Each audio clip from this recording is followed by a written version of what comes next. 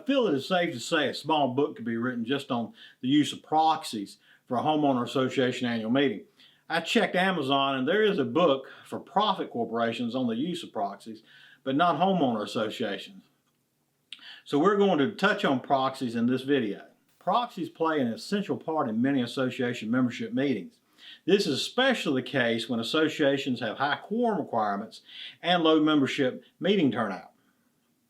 Because association governing documents vary and individual state statutes vary as well, the following is a general outline of the use of proxies within homeowner associations.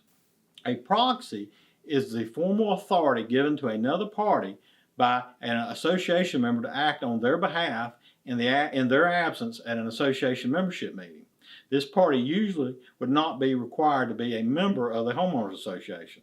A common misconception is the proxy form is the proxy. The proxy is the person designated on the proxy form.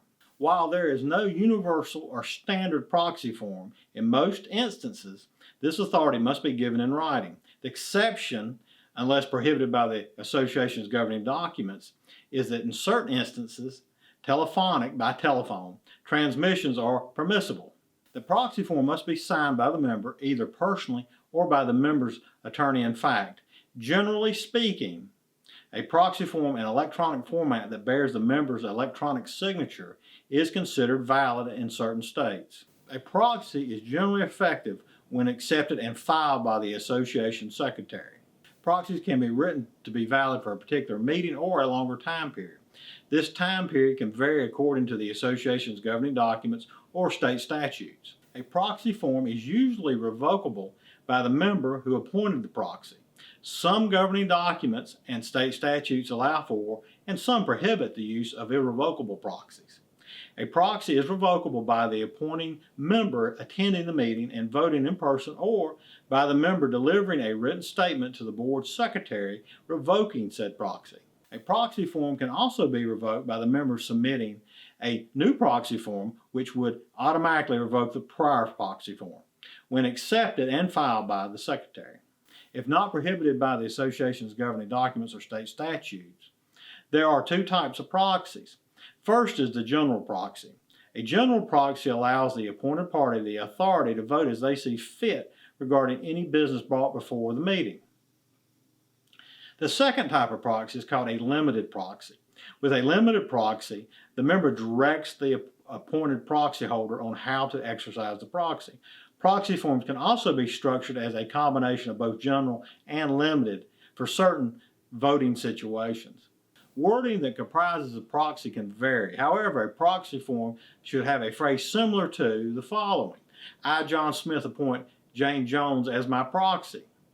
The proxy should include a place for the member to sign and a date the proxy. While state statutes and governing documents may have additional requirements, this wording would generally be the very minimum. The two primary concerns often arise when it comes to the use of proxies. The first being members who submit proxies and do not attend meetings can be less informed. And the second concern being members obtaining vast numbers of proxies and unduly influencing board election outcomes and other decisions of the assembly. States and some homeowner associations have implemented limits on the use of proxies and attempts to reduce these two concerns. On occasion, associations have amended their bylaws, preventing a party from using or limiting the number that can be utilized at a meeting. The state of Arizona implemented legislation that severely restricted the use of proxies in favor of mail-in ballots. Nonetheless, with both these concerns taken into consideration, when a member signs a proxy form, they are given their authority to another party to make decisions on their behalf, short of a document amendment or possibly a new statute. There is not much a board of directors can do to relieve either one of these two concerns. Key points about proxy forms. A common issue with members submitting proxies is they may not know of anyone to appoint as their proxy. This issue can be overcome by the insertion of "in lieu of" name if filled in. See the example provided in this video for clarification. Appointing board as their proxy. This comes up especially when an association member may not know the names of the board members or anyone else attending the meeting. The problem with appointing the board is that there are multiple board members and appointing the board is not specific enough. An exception can be that a specific board officer, such as the secretary, is appointed. If there is a board secretary in office, this will generally be acceptable, but could be challenged. Time frame. It is common that proxies have a time frame of effect or expiration date. This many times will be dictated by state statute. Revoking a proxy. A proxy can usually be revoked by the member who authorized the proxy attending the meeting or by submitting a sequential proxy form appointing another party, or a written statement revoking the prior proxy. Who is the proxy?